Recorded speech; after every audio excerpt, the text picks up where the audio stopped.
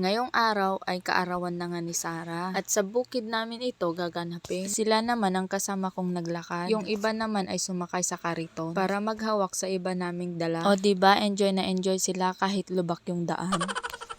Di nga nagtagal ay nakarating na kami sa bahay at nagkita na rin itong dalawang mag-abalayan. O chismisan na, may paiyak-iyak sa pa.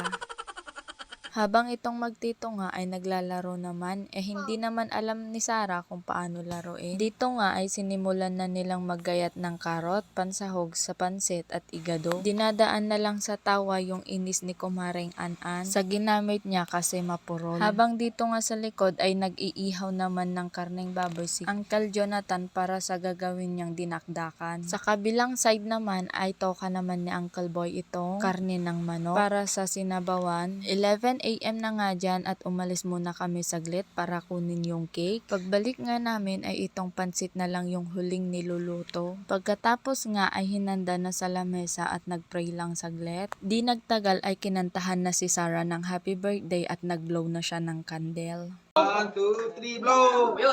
Isam! Oh, very good ah. Let's eat na! Siyempre, kanya-kanyang kuha na yan para kumain.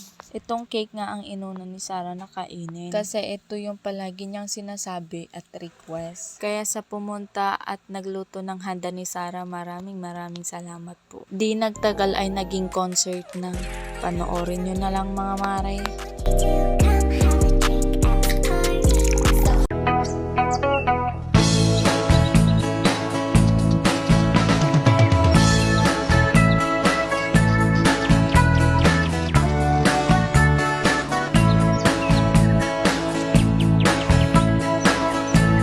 Hapon na nga ito at ito ang kinaiinisan ko sa lahat, ang mag-is-is ng selyase. Pagkatapos nga dyan ay umuwi na rin kami sa baryo. Kaya hanggang dito na lang. Thank you for watching.